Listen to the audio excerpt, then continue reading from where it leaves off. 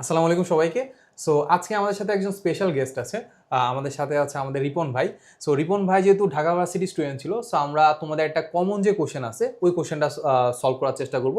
সেটা হচ্ছে যে ভাই, আমরা যেটা দেখি যে কাইন্ড অফ একটা সমাজে একটা মিথ বা ট্রুথ যেটা আমরা জানি না, সেটা হচ্ছে প্রচলিত আছে যে ঢাকা ভার্সিটিতে যারা টপ করে তারা ইঞ্জিনিয়ারিং প্রিপারেশন নেয়। এখন এই হচ্ছে কথা যে ইঞ্জিনিয়ারিং প্রিপারেশন নিলেই কি আসলে ঢাকা ভার্সিটিতে টপ করা যায় কিনা, বা ঢাকা ভার্সিটিতে আসলে ভালো রেজাল্ট পজিশন করার জন্য আলটিমেটলি ইঞ্জিনিয়ারিং প্রিপারেশন নেওয়া লাগে কিনা? আপনার কি মতামত? চান্স পাওয়ার জন্য না টপ করার জন্য কোনটা? কাইন্ড অফ একটা ভালো পজিশন হোল্ড করার জন্য। আচ্ছা, সত্য কথা বলে দিই। আমি অ্যাপ্লাইড কেমিস্ট্রি কেমিক্যাল ইঞ্জিনিয়ারিংয়ে পড়েছি। আমার হল ছিল শহীদুল্লাহ হল। আমাদের সময় গণরুম ছিল। তো গণরুমে আমরা 22 জন থাকতাম।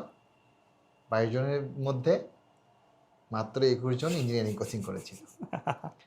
আরেকজন ভার্সিটি ছিল যদিও। এবং আমি যদি নর্মালি বলি, ঢাবিতে যে 1900 স্টুডেন্টের মধ্যে ভার্সিটিতে কোচিং করলে তাদের ভার্সিটিতে হয়, তবে ঢাবিতে খুব কম হয়। ঢাবিতে 100, 200, 300 এমন হয়, বাকি তাদের অন্যান্য বিশ্ববিদ্যালয়গুলোতে হয়।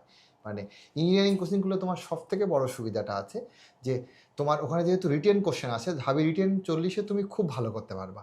আর এমসিকিউ ওখানে যেহেতু একটু কঠিন কোশ্চেনগুলো করায়, সেক্ষেত্রে তোমার চিন্তাটাকে আর একটু ফাস্ট করায়। তুমি ভর্তি পরীক্ষায় দেখবা যে যারা টপার সবাই কেন জানি ইঞ্জিনিয়ারিং কোচিং করা, কারণ তার সে তো একটু দ্রুত চিন্তা করতে পারে। আর খুব বাজে একটা ধারণা আছে আমাদের মধ্যে যে মানে যে ম্যাথটা পারে সে চান্স পাবে। ভুল কনসেপ্ট এটা, যে দ্রুত পারে সেই শুধু চান্স পায়।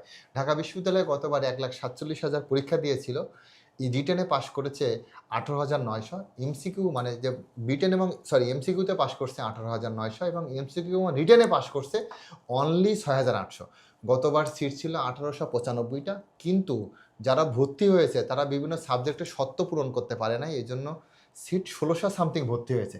ঢাকা বিশ্ববিদ্যালয়ে কিন্তু 24-25 সেশনে 300-র কাছাকাছি সিট খালি আছে। যেমন আমার department applied chemistry and chemical engineering ডিপার্টমেন্টে টোটাল সিট হচ্ছে 60টা, কিন্তু ভর্তি হয়েছে 33 জন, কারণ বাকি 27 জন সত্য পূরণ করেনি। এবং অনেক সাবজেক্টে টোটাল 300টাই আছে। সুতরাং ঢাকা বিশ্ববিদ্যালয়ে চান্স মানে পাশ করলেই তুমি চান্স পাবা। আর এর জন্য তোমার ইঞ্জিনিয়ারিং কোচিং করা বা ইঞ্জিনিয়ারিং তোমার কোর্স করা, এটা তোমাকে অনেকাংশে এগিয়ে রাখবে। আমার ব্যক্তিগত ধারণা এটা, এবং আমার যেহেতু এটা লং টাইম ধরে পড়াচ্ছি, এটা অভিজ্ঞতা থেকেও এটা বলা। আচ্ছা, এখানে জাস্ট আমি একটা জিনিস অ্যাড করতে চাইবো যে আমরা এই বছর যেহেতু আমাদের এইচএসসি পরীক্ষা খুব একটা ভালো হয়নি, সো অনেকের মাঝখানে একটা কনফিউশন আছে আর কি।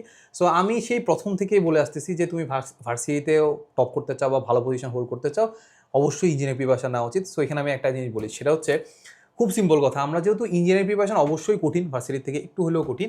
এখন ওই কঠিন জিনিস করতে গিয়ে না তোমার সহজ জিনিসগুলো আরও সহজ মনে হবে। সিম্পল কথা বলে ধরো, সাপোজ তুমি টার্গেট নিছো মঙ্গলে যাবা, অ্যাটলিস্ট তুমি চাঁদে যাইতে পারবা।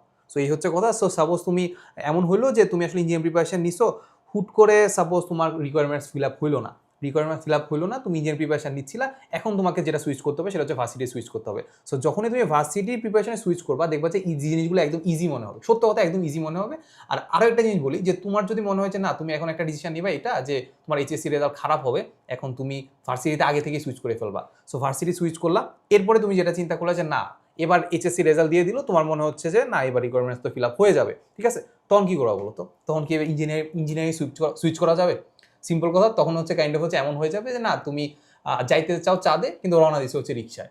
সো এই ব্যাপারটা থেকে আমার মনে হয় যে তুমি একটু চিন্তা করা উচিত যে মানে তুমি আসলে আদৌ কি ইঞ্জিনিয়ারিং থেকে সুইচ করবা কিনা। আর ভাই যেটা বললো আর কি, যে ভাই গণরুমে কত 22 জনের মাঝখানে 21 জন এখানে ইঞ্জিনিয়ারিং। আরেকটা বিষয় বলা দরকার, আমি একটা কোশ্চেনের উত্তর দেই না টপার হওয়ার জন্য। হ্যাঁ। আসলে টপার প্রথম 100 এটা কোচিং থেকে হয় না, এটা আসলে যারা ইন্টারমিডিয়েট থেকে যারা খুব সিরিয়াস থাকে তারাই আসলে আলটিমেটলি টপার হয় আর কি। মানে অনেকে থাকে যে ফার্স্ট ইয়ারেও কোচিং করেছে, সেকেন্ড ইয়ারেও কোচিং করেছে, তারা আসলে টপার হয়, কারণ তারা 3বারই দেখা যাচ্ছে অ্যাডমিশন টেস্টের জন্য পড়ছে আর কি। একটা ব্যাপার হচ্ছে যে ইঞ্জিনিয়ারিং কোচিং করলে তুমি যদি বায়োলজিতে অনেক বেশি দুর্বল থাকো, সেক্ষেত্রে তুমি ইংলিশ বা বাংলা ঢাবিতে তোমার অপশন আছে। যদি তোমার বায়োলজি 4 সাবজেক্ট থাকে আর কি, তখন হয়তো তুমি বায়োলজিক্যাল সাবজেক্ট পাবা না, কিন্তু ইঞ্জিনিয়ারিং ঢাকা বিশ্ববিদ্যালয়ে একটা সাবজেক্টগুলো তোমাকে বলি, software engineering, nuclear engineering, robotics and mechatronics engineering, তোমার triple E, computer science engineering, chemical engineering. দেখো ইঞ্জিনিয়ারিংই কতগুলো সাবজেক্ট, শুনে মনে হবে নিউক্লিয়ার ইঞ্জিনিয়ারিং, মনে হয় বুয়েট একটা ব্যাপার, কিন্তু এগুলা রোবোটিক্স অ্যান্ড মেকাট্রনিক্স অন্য কোনো বিশ্ববিদ্যালয়ে আছে? নিউক্লিয়ার তো কোনো জায়গায় নাই, না নিউক্লিয়ার নাই, সফটওয়্যার হয়তো 2-1 জায়গায় আছে। মেকাট্রনিক্স মানে কুয়েটে আছে মনে হয়। সেক্ষেত্রে মানে ডেফিনেটলি বুয়েট ফার্স্ট চয়েসের পর ঢাকা বিশ্ববিদ্যালয় তোমার জন্য সেকেন্ড চয়েস হতে পারে। মাথায় রাখো, যদি তোমার রেজাল্ট খারাপ হয় তো আস্তে করে ঢাকা বিশ্ববিদ্যালয়ে ফার্মেসি, মাইক্রোবায়োলজি তোমার, আর ইঞ্জিনিয়ারিং এতগুলো সাবজেক্ট তো তোমার জন্য আছেই।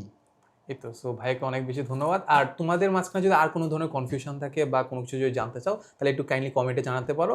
আর আমাদের কমেন্টে দেখবা যে একটা লিঙ্ক দেওয়া আছে, সেখানে আসলে আমাদের হালকোর ইঞ্জিনিয়ারিং কোর্সের ডেমো ক্লাসগুলো চাইলে তুমি দেখতে পারো। অ্যাটলিস্ট আমি বলবো যে কোর্স কিনো আর না কিনো, অ্যাটলিস্ট ডেমো ক্লাসগুলো দেখবা, ঠিক আছে? এই তো, সো দেখা হবে নেক্সট কোনো ভিডিওতে। আসসালামু আলাইকুম সবাইকে।